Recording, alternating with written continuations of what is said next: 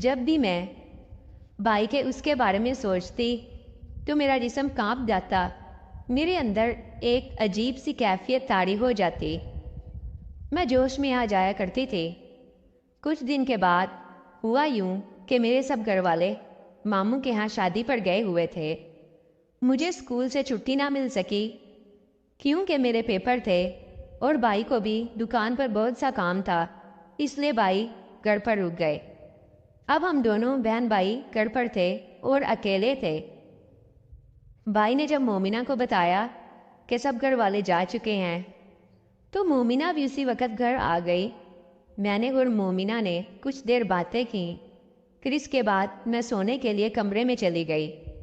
میں کافی تھک چکی تھی، اس لیے میں گہری نیند میں سو گئی۔ مومنہ اٹھی اور میرے بھائی کے کمرے میں چلی گئی۔ تقریباً آدھے گھنٹے بعد جب میری آنکھ کھلی تو مجھے بھائی کے کمرے سے ایک آواز آئی۔ میں اٹھی اور کمرے کی جانب چلنے لگی۔ جوں ہی میں نے دروازہ کھولا تو میں دیکھ کر حیران ہو گئی کہ بھائی اور مومنہ دونوں ایک دوسرے کے ساتھ لگے ہوئے ہیں۔ بھائی کا مجھے دکھائی دے رہا تھا جو کہ مومنہ کے پاس تھا۔ یہ منظر کافی عجیب تھا۔ بھائی نے مومنہ کے دونوں پکڑے ہوئے تھے اور وہ ایک دوسرے کے ساتھ اس قدر مصروف تھے کہ انہیں میری موجودگی کا احساس بھی نہیں ہوا۔ میں یہ سب کچھ چپ چاپ دیکھ رہی تھی۔ اب مجھے بہت اچھا لگ رہا تھا، میں سکون سے دیکھ کر انجوائے کر رہی تھی۔ تقریباً آدھا گھنٹہ بھائی نے مومنہ کے ساتھ کیا۔ جیسے ہی وہ پرسکون ہوئے تو میں اپنے کمرے میں بھاگ کر چلی گئی۔ اب مومنہ میرے پاس آئی۔ مومنہ کی حالت ناقابل بیان تھی۔ اس کے بال اجڑے ہوئے تھے اور اس کے سارے منہ پر لپسٹک پھیلی ہوئی تھی۔ میں نے مومنہ سے کہا، تمہیں کیا ہوا ہے؟ تم نے اپنی کیا حالت بنا لی؟ تو وہ کہنے لگی، تم ابھی چھوٹی ہو، تمہیں اس کا علم نہیں۔ یہ کہنا تھا کہ مومنہ نے اپنی حالت درست کی اور اپنے گھر چلی گئی۔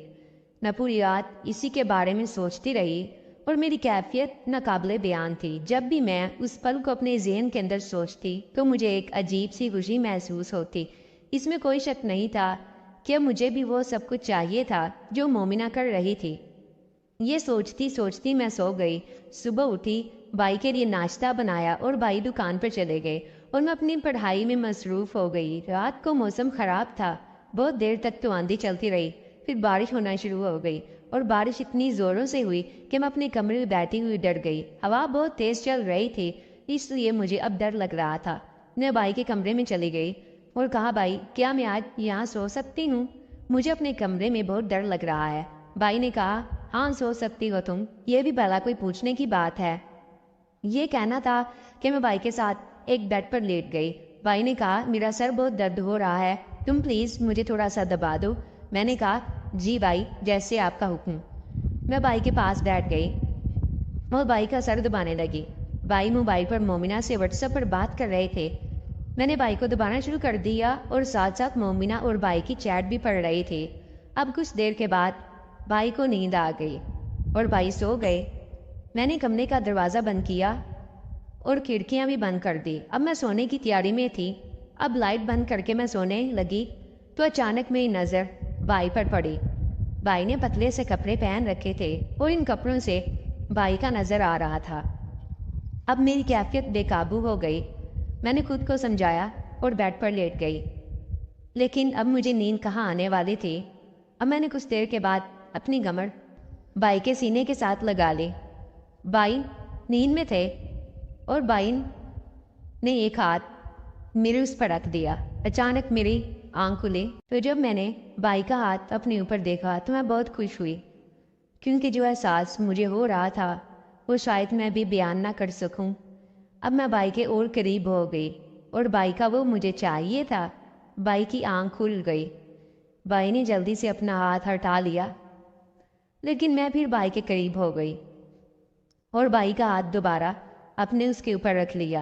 بھائی نے کہا، یہ تم کیا کر رہی ہو؟ تو میں نے کہا، بھائی مجھے بھی وہ سب کچھ چاہیے جو مومنہ اور آپ کرتے ہو۔ بھائی نے کہا، ارے پاگل، یہ تم کیا بات کر رہی ہو؟ میں نے کہا، بھائی میں پاگل نہیں ہوں، میں نے سب کچھ دیکھا ہے۔ اب بھائی پریشان ہو گئے۔ میں نے بھائی کا ہاتھ آہستہ سے پکڑ لیا اور کہا، میرے ساتھ بھی۔ بھائی نے منع کر دیا تو میں نے کہا، میں گھر والوں کو بتا دوں گی۔ بھائی نے کہا، تم ایسا کچھ نہیں کرو گی۔ تو میں نے کہا، تو میں جو کہہ رہی ہوں وہ پورا کر دو۔ اب بھائی نے میری طرف دیکھا اور کہنے لگا تم ایسے نہیں مانو گی۔ میں نے کہا بہن بھی تو آپ کی ہوں۔ پھر اس اندھیری رات میں وہ سب کچھ ہو گیا جو برسوں سے میرے اندر چل رہا تھا۔ اب میں اور بھائی دونوں پرسکون ہو گئے اور سو گئے۔ یہ رات میری زندگی کی یادگار رہے گی۔